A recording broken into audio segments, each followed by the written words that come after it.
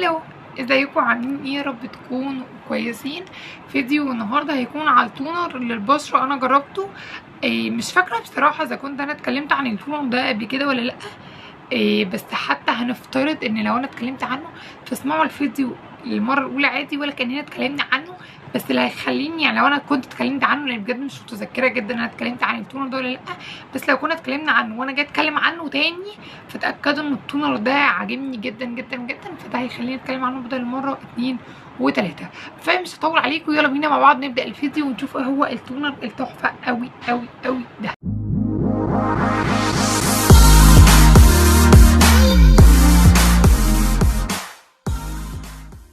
طيب ايه هو التونر؟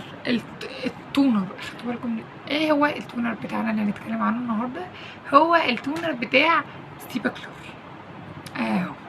هو ده بجد. التونر ده جامد قوي يا جماعه، تحفه. عايزه اقول لكم انا جربت من الحاجات دي كتير قوي، بس ممكن يبقى ما بتكلمش عن الوحش عشان مثلا بنسى او حاجه. بس بجد ان انا طالعه اتكلم لكم عن منتج واقعد اقول لكم ان هو جامد قوي، فبجد انا مش بديله اعلان ومش بديله دعايه. ولو حد بيشتري وفاهم الحاجات دي كويس قوي فهيفهم ان برودكت زي ده او حياه او سيبك رال بمعنى الاصح مش مستنيه ان اي شخص يعمل لها اصلا اعلان.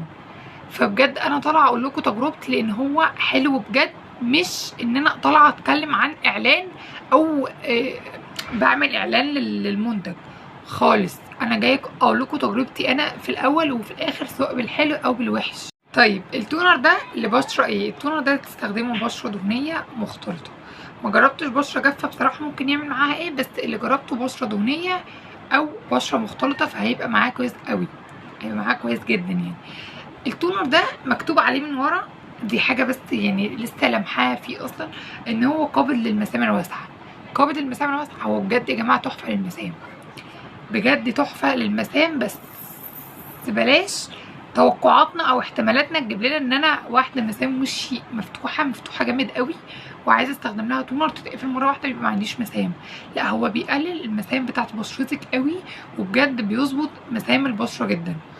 فالتونر ده اختراع، وعايزه اقول لكم كتير قوي قاعد معايا كميه كبيره جدا يا جماعه، يعني مثلا 200 مللي، بس بجد قاعد معايا كميه جامده قوي. حاسه ان هو اكتر من 200 مللي لان انت تاخدي منه حته صغيره على القطنه وتمسحي بيها بشرتك كلها. طيب هنستخدمه ازاي عشان نشوف منه احسن نتيجه ممكنه للبشره؟ انت عامه هتبداي ان انت تحطيه في الروتين اليومي بتاعك. طيب الستبس اللي انا همشي بيها الروتين بتاعي، اول حاجه خالص انا هبدا سواء من بالليل او من الصبح. اول حاجه خالص لو حاطه ميك اب في بشرتك هتشيلي الميك اب بميك اب ريموفر، هتشيلي الميك اب بتاعك خالص، مش عايزين اي حاجه على البشره. وهتبداي ان انت تنضفي بشرتك سواء بغسولك المفضل، او لو انت ما بتستخدميش غسول ممكن تنضفي بشرتك بصابونه طبيه، ودي متاح ليكي في انواع صابون كتير قوي وانواع غسول كتير قوي انت ممكن تكوني بتستخدميها. خطوة رقم 2 وهي ان انت تستخدمي التونر. التونر بيستخدم بعد الغسول على بشرة نظيفة جدا جدا جدا وما بيتشطفش، انت بتسيبيه على البشرة. طيب ده لو بالليل وبعد كده بترطبي بشرتك. ده لو انا هستخدم الروتين المسائي بتاعي. طيب لو انا هستخدمه في روتين الصبح، اول حاجة برضو خالص ان انا هغسل بشرتي كويس قوي بالغسول بتاعي المناسب. دي اول ستيب انا هعملها، ان انا هغسل بشرتي بالغسول المناسب. رقم 2 ان انا هستخدم التونر. الحاجات دي خلي بينهم فترات، او على الاقل تبقى على بشره ناشفه، يعني لو مش عايزه بينهم فترات خلصي غسولك نشفي بشرتك كويس جدا. بلاش بفوط اي حد بيستخدمها، خلي فوطه ليكي مخصوصه تنشفي بيها بشرتك. ولو مش عايزه فوط او بشرتك بتحبب ممكن تخليكي في المناديل. دي هتبقى تاني خطوه التونر. تالت خطوه ان انت هترطبي بشرتك. يبقى انا غسلتها كويس قوي، استنيت 5 او حاجه بس بشرتي تبقى ناشفه، اخدت حته قطنه ومسحت بالتونر بشرتي كلها كويس جدا.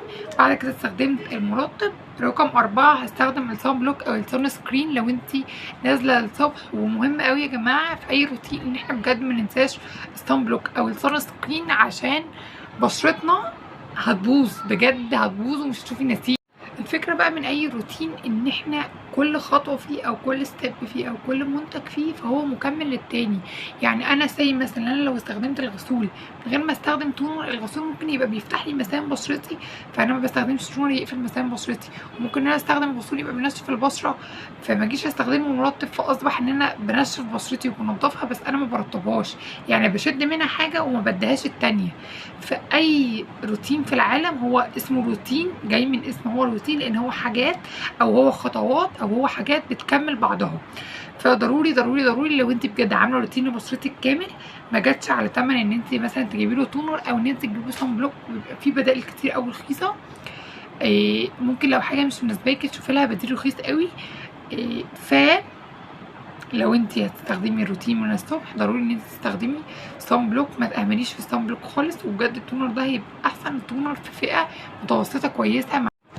فلو انت عايزه غسول كويس بجد في الفئه دي، او انت عايزه غسول كويس كواحده لسه مبتدئه في روتين بشره، فبجد انا انصحك بده. عايزه اقول لكم ده مقارنه بسعره جنب التونر بتاعه البراندات الكبيره فده بجد مش حاجه خالص خالص خالص.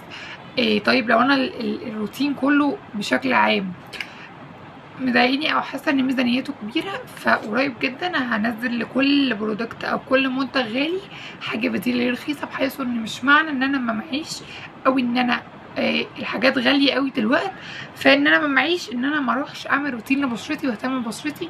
لا خالص، هتهتم ببشرتك باي شكل من الاشكال. اهم حاجه التونر، وما ننساش ان التونر له دور مهم جدا جدا. عايزه اقول لكم انا قعدت فتره كبيره قوي ما بستخدمش التونر، هو كان عندي بس انا ما كنتش بستخدمه. من بعد ما استمرت عليه بجد انا حاسه بفرق في بشرتي كبير جدا جدا جدا. انا خلصت الفيديو، اشوفكم في فيديو تاني وجديد.